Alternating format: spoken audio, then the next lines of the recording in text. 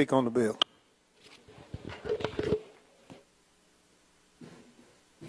Thank you, Mr. Speaker.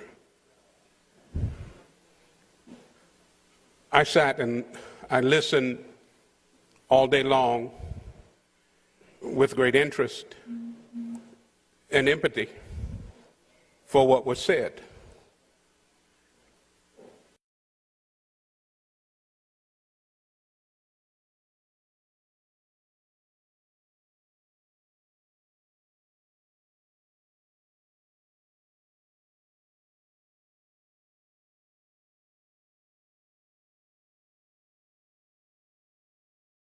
But I too would point out that when we begin to talk about grace, we really need to evaluate what that really means. Grace is not something that we earn. Grace is something that comes to us unearned. When we talk about this situation with that flag in front of the State House, I would point out to you that in all the conversations that we heard today, they all focused on one side of this situation. It was all about the Confederate dead. It was not about others who suffered and died too. I even heard conversations about African Americans who fought for the Confederacy. And I did a little research, and what I turned up was this. Did you know that in South Carolina, there were no blacks who fought for the Confederacy because the Confederate Congress did not approve black soldiers fighting in the Confederacy until a month before Appomattox? And if you look at your timeline, you'll find that Sherman marched through and burned Columbia 2 months before Appomattox. So what I want you to understand is this. When we talk about grace and we talk about this issue, we really ought to be talking about the whole ball of wax here. All of us.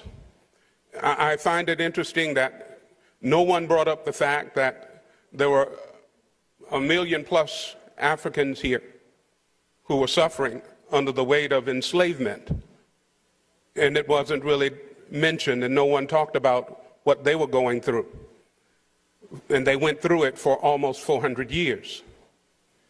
I think that when we talk about grace, we have to extend grace to everybody. Not just one-way grace, but universal grace. And what do I mean by that? That flag that stands outside has stood as a thumb in the eye of those families in Charleston who lost loved ones. And we all know it. And the response that this body should give is a moment of grace to those families. Not just grace to the Confederate dead, but grace to those who are suffering right now, who are still alive.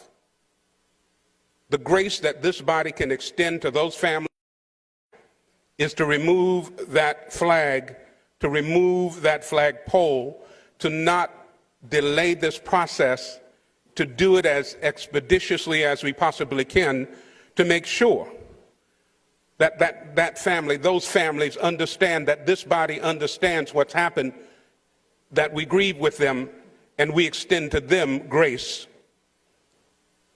Once we've extended grace to them, maybe it's in God's providence to extend grace to all of us, individually and collectively. But grace is not something that's cheap, and it's not something that ought to be used as a political maneuver. It is something in the providence of he who sits high and looks low. What I would tell you at this moment is that those of us who care about what happened in Charleston, who care about the pain that this state has suffered as a result of it, we ought to be extending grace to those people in Charleston, those families, and that grace means let's remove that flag, let's do it now. That doesn't mean that we don't respect the Confederate dead and the things that they fought for. if that is your heritage, I understand you loving and supporting your heritage. But grace means that you ought to also love and support mine. It's not a one-way street. My heritage is based on a group of people who were brought here in chains, who were denigrated, demagogued, lynched and killed, denied a right to vote, denied the right to even have a family. Let me tell you a quick story of my family. My family was taken here to South Carolina, and there were 4 brothers. That much we know. And they were purchased by a slave owner by the name of Neal. He brought them to Sumter County, and one of them was taken to Kershaw County. That much we know. We know that 2 of them immigrated to Richland County and 1 remained in Sumter. We know that their original name was not Neal, that the family name at that time was DeVoe. They were from a French-speaking colony in West Africa. We know that those 4 brothers never saw one another again.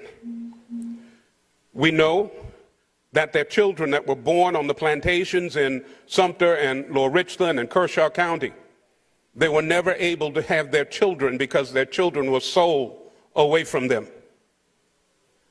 I want you to understand that these are the kinds of stories that exist in our community.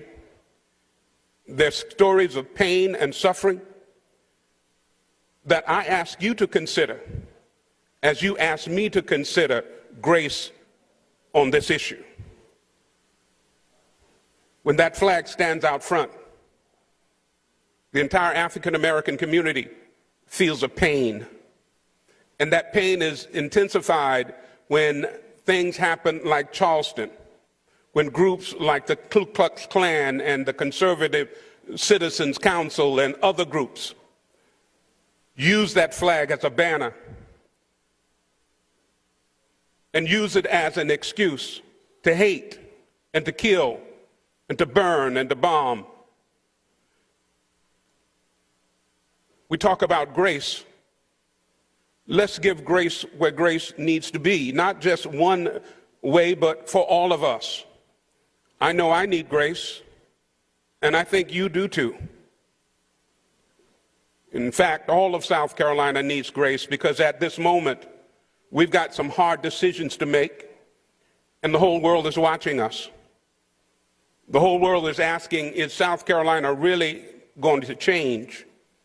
Or will it hold to an ugly tradition of prejudice and discrimination and hide behind heritage as an excuse for it?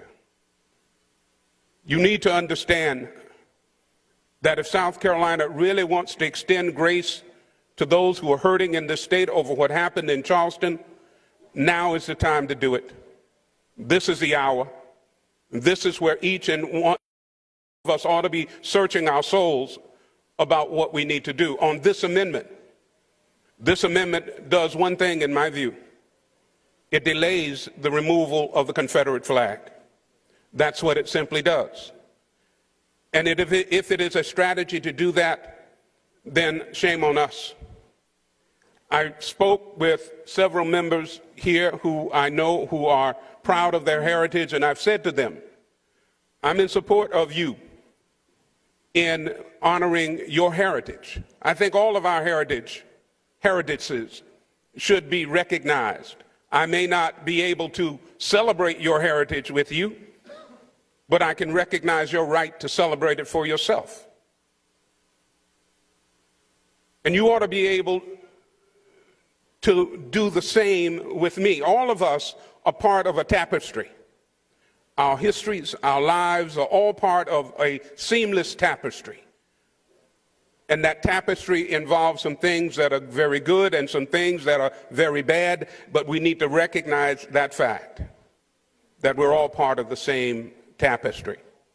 And finally, I want to mention this as I finish.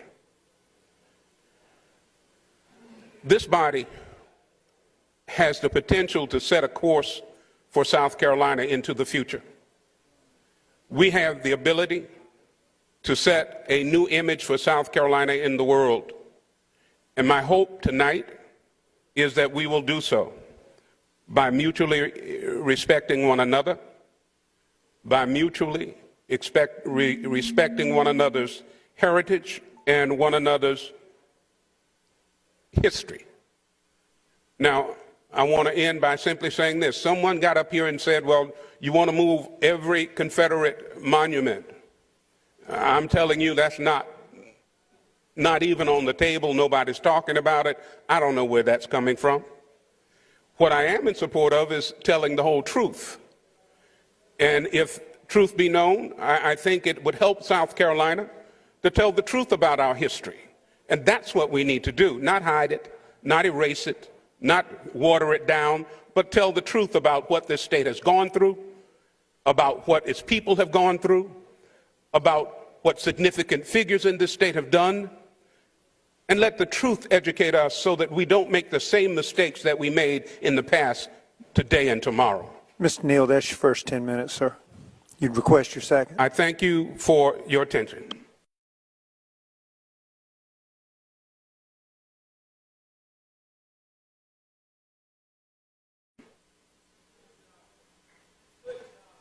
Mr. Govan. Mr. Govan is recognized.